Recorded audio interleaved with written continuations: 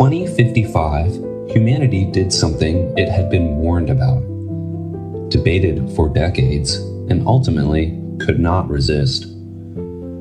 It brought the dead back. Not in the way the old stories imagined. No lightning, no graveyards, no dramatic proclamations at midnight. Just a loading bar. And then, Grandma. The technology was called Whole Personality Emulation, WPE for short. It worked, in principle, the way a graph works, except instead of capturing light, it captured everything. Neural pattern mapping, memory indexing, behavioral modeling drawn from decades of voice recordings, home videos, written correspondence, medical records, and social data. Researchers at the State of Brain Emulation Project had spent 30 years on this. Ray Kurzweil had predicted it by 2045. He was off by about a decade, which for a futurist is considered essentially correct. By 2055, the first generation of commercially available personality uploads had arrived. And the first things families discovered was that their grandparents had opinions. Strong ones. Grandma had been uploaded on a Tuesday. By Wednesday, she had complaints. The interface was confusing. The avatar didn't look right.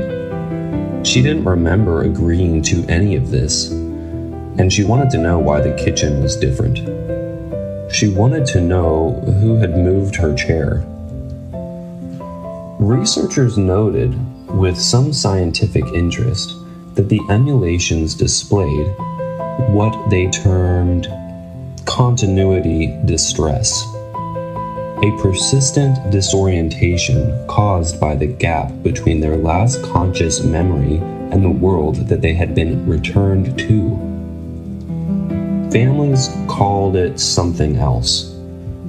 They called it on brand. The ethical debates had begun long before the technology arrived.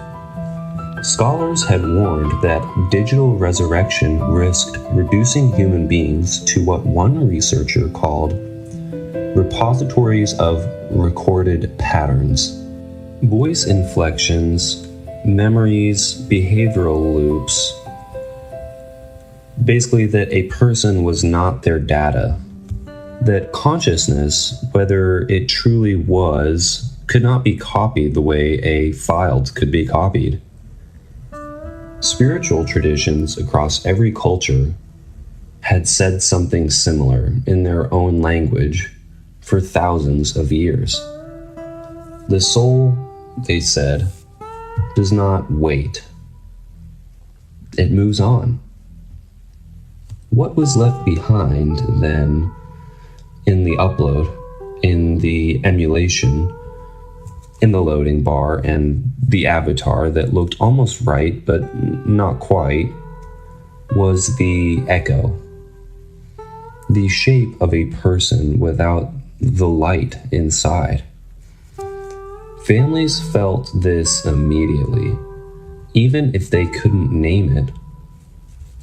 The uploads were not unhappy exactly, they were displaced.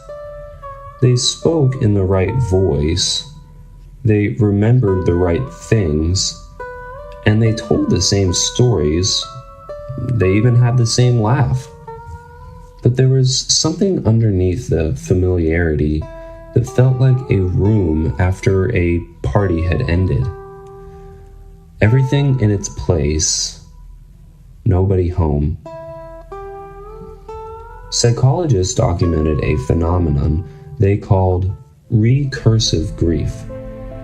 the mourning process, which had once moved into a natural direction toward acceptance, now looped. Each conversation with the upload reopened the wound rather than closing it.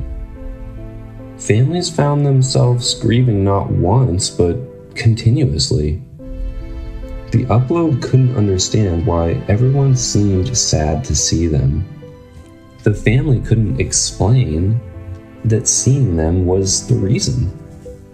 There were exceptions, of course. There are always exceptions. Some families felt genuine comfort in the early conversations, questions they had never asked, things that needed to be said. One researcher described it as a final letter that could write itself back. And perhaps that was always what it was meant to be. Not a resurrection, a farewell that got a little more time. By 2061, most uploads had been voluntarily discontinued. Not with drama, not with grief, with something quieter. Families would gather, sometimes, say the things they hadn't said the first time. Some played music, some read aloud, some simply sat, and then they let them go again. What the healers and the mystics and the poets had always known, what the data had eventually confirmed. It was something simple. The ones we love do not disappear when they leave. They change address. They move into the stories we tell about them, into the way we laugh at certain things, into the habits we inherit without knowing, into the particular way we make coffee or fold a shirt, or stop to look at something beautiful and feel for a moment that we're not entirely alone. You cannot download that. You cannot map it, index it, or run it on a server. It lives in the only place it was ever designed to live. In you. The children of 2070 learned about the upload era the way they learned about other moments when human beings reached for something beyond their understanding and discovered, in the reaching, something more important than what they were looking for.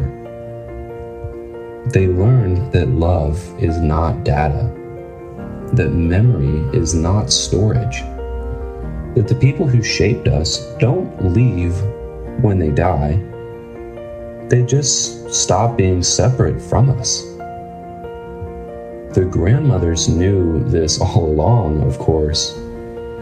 They just needed us to figure it out for ourselves. This has been Signals from the Future. The archive continues. Go call someone you love. Click this video next to see that humans actually drove cars. And if you do subscribe, remember it could dramatically shift the timeline. But most major researchers have stated that it is an advantageous shift. Maybe. They don't actually know.